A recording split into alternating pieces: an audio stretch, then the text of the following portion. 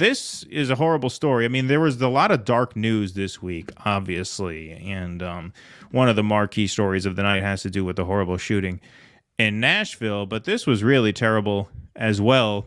As migrants' desperation mounts at the border, a fire kills dozens. The fatal blaze comes as border cities across Mexico have been flooded with migrants turned back from the United States and more arriving from other countries. That's reported by the New York Times. So, obviously, earlier this week, a fire did break out at a migrant detention facility in Juarez, just across the border from El Paso, Texas. As the count now stands, at least 38 are dead and 28 are injured. Now, the Biden administration's crackdown on border entries has decreased the number of migrants coming into the U.S. to their lowest levels since he took office. But the effect of this has sort of become a logjam of migrants overcrowding these detention centers in Mexico. So I'm going to read a little bit from the Times article here. Our patience is running out, Cruz Perez Cuellar, the mayor of Juarez, said in a news conference this month, vowing that the city would take a tougher approach to migrants who could affect the city's economy and thousands of Juarez and El Paso residents. The number of migrants in the city swelled to 12,000, far outstripping the city's meager shelter capacity, according to estimates by the UN's International Office for Migration. Migrants now sleep in churches, hotels, and sometimes on the street. To survive, many of them have taken to selling candies, cleaning windshields, and begging for money. Migration officials brought in scores of agents from other parts of the country to help manage the influx. Human rights groups, in a letter signed this month, denounced what they said were abuses, by the migration officers and what they called the criminalization of migrants. Now, according to the reporting done by the New York Times here, there were protests in the detention center the night that the fire broke out. And the New York Times also caught up with some protesters outside the site of the fire. So I'm going to read a brief account here. Tempers were flaring on Tuesday afternoon among the migrants gathering in front of the facility. Quote, "This tragedy is a crime against humanity," said Juan Pavon, 55, a former bodega owner from San Cristobal, Venezuela, who is living with his two daughters on the streets of Ciudad Juarez. "We're pawns in a game between giants. No one cares what happens to us. The place where these people died has no dignity at all. It is a prison." So now we're going to bring in a friend of the show and frequent supporter of the show. She is a filmmaker. She made a documentary, a wonderful documentary on the immigration issue, which we were happy to screen. I guess that was a couple months back by now, but here she is, Ellin Jimmerson. Ellen, thanks for joining us for this. It was really important that you join us for this, so thanks for being available tonight. Thank you for asking me. Yeah, no, you were the first person I thought of when I knew we were going to have to talk about this, because obviously with the shooting in Nashville, the week got off to a horrible start, and then here as well, just another really, really terrible story. But how does this relate to the film that you made? Because the film that you made really talks about the immigration crisis on both sides of the border, and it really shines a light on how both immigration policy and sort of broader economic policy has not only been majorly disruptive here in the U.S. on our side of the border, but just as much so, if not even more so, on the Mexican side. Yeah. People often say, and with this latest thing too, that our immigration system is broken. That's not true. It's doing exactly what it's designed to do. And I've noticed in the reporting on this, it's always, as it has been for decades, it's like the migrants are just jumping up and deciding to leave their countries and come to the U.S. for no particular reason.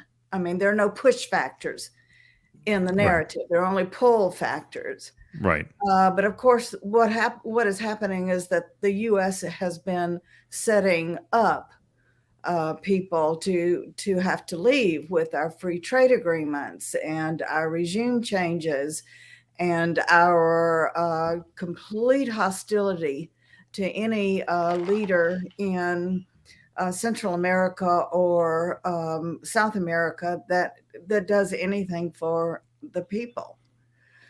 And so then they come here, and the thing is that Mexico is not famous for welcoming migrants from Central America. And one of the precipitating reasons for this fire was that these migrants had been rounded up. It's causing a lot of stress in Ciudad Juarez on the infrastructure there, but also some cultural issues with the Cubans that have come in. And so what actually precipitated starting the fire was that they began to understand that they had been rounded up so they could be deported. Right. And they were going to be sent back. Attention to how serious deportation is, how devastating it is. People who have come this far, even if they've only come from southern Mexico, and they get it's a huge way. Pardon me? It's a huge way. Yeah. It's a huge what? A huge way, a long trip. Yes. It's a long way. It's a big schlep, as we would say in New York. Yes, it is a big schlep. It is not just that it's a long schlep, but that they often have sold everything they have. They may be they may have gotten tangled up with loan sharps in their home country, these kinds of things. And to return them is just devastating. It's devastating to them. It's devastating to their families. And so I have yet to see any commentary on this fire that really digs into the deportation aspect of it. Well, because so much of the emphasis is on that pull factor, right? Which is where Trump put the emphasis, obviously. And that's where the media put the emphasis while he was in office, because you saw those pictures. I remember there was that horrible picture of the father and his kid who drowned, right? And there was that picture of them dead because they couldn't get in. And that went viral online, right? When Trump was president, there is no way this would not be front page news for the entire week this week. Right.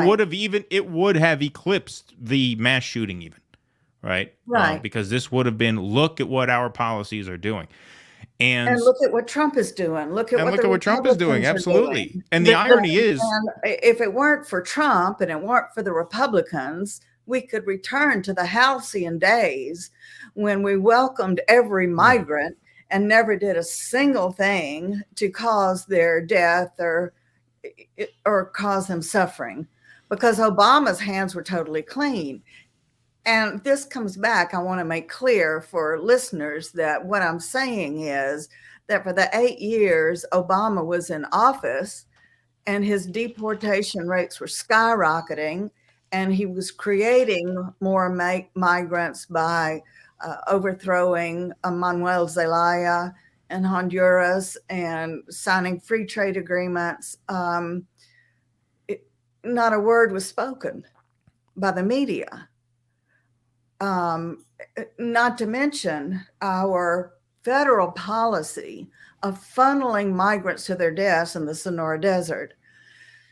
So as terrible as the fire is, and around 40 people have died, horrible, no doubt horrible. But even that has gotten more attention, not enough attention, but more attention than our federal policy of funneling migrants to their deaths in the Sonora Desert has ever gotten. And the minimum amount of migrants who have been funneled to their deaths is 8,000. That's the minimum. Yeah. Yeah, no, I mean, you touched upon that in your film, and your film was in 2013, right? So that is 10 years ago now. Mm-hmm. One of the ultimate ironies of this seems to be that, part of the reason why so many migrants are coming up to the border is because there is a perception that Biden is going to be nicer to them than Trump was. And then they're realizing that's not the case. And that's what's Of creating course this not. Yeah. logjam. Yeah. Well, Uh, I read an article on NPR, and they gave conflicting analyses. One was that Title 42 is scheduled to end on May 11th. Title 42 being the Trump policy of returning migrants, taking them out and putting them in Mexico before they could apply for asylum.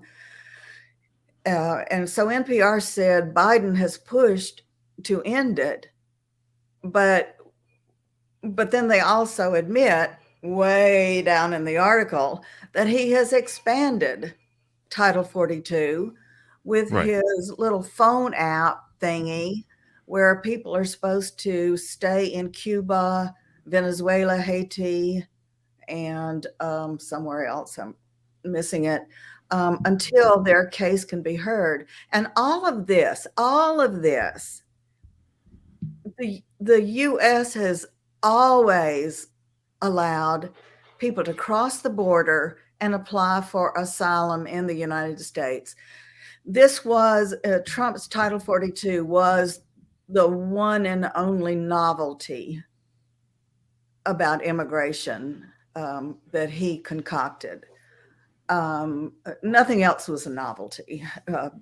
Everything he did otherwise, Obama did first, and Clinton did first, and Bush did first. I just feel like it's too bad that we didn't have AOC in office back whenever Clinton was around, and then she could have cried at a cage. Maybe that would have gotten some Oh my gosh. attention on it. But also, I just wanted to kind of ask, I did see some of the videos. From my understanding, some of the fire had obviously been set, and then I believe guards were like walking past and not letting out the detainees, even though it was known that there was a fire. You can see from the security cam footage, like it fills up with smoke. Yeah. But before it gets real dire, you just see the guards just kind of ambling by. Right. It really just shows a huge lack of just humanity, just for people. I mean, I understand that Mexico and the United States and whoever are ruling, they think that these people are unwanted. They think that they're a burden, but that is not the case. That's a human life that you were allowing to be set on fire and die in a horrible way. What would cause someone, like, what would cause the guards to just not let them out? Like, where is the humanity for these people in general? It's almost like what you might call, some people in biblical studies would call it an enacted parable, where you've got these guards and these prisoners, and they're basically enacting the bigger picture. But it's something you can, like Rosa Parks not getting up. Some people have called that an enacted parable. I don't know how I feel about that. But what I'm saying is, this is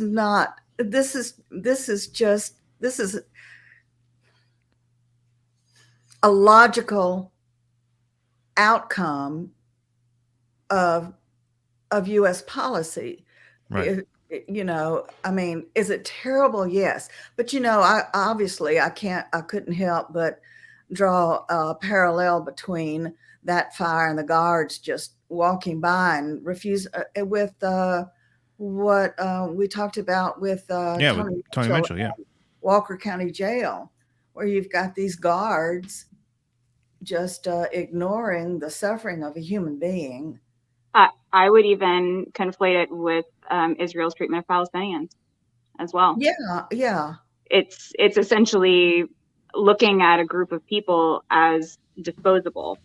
And just to go kind of with your enacted parable analogy, I actually do think that that's kind of interesting, because I kind of see it as, today it's migrants, but I also feel like our system as a whole will discard anyone that they see as a burden. It's just, Sure thing. today it's migrants, tomorrow it could be you. Right. Well, and I was also thinking about terrible fires that have happened in the past. I thought about the shirtwaist, the triangle shirtwaist factories, or, you know, where women were locked into those factories and, you know, they couldn't get out. Or there was a fire in a chicken plant. Same thing. The plant managers had locked the doors and they couldn't get out. So I think there, you know, the fire at the detention center fits into quite a few narratives. Please clap.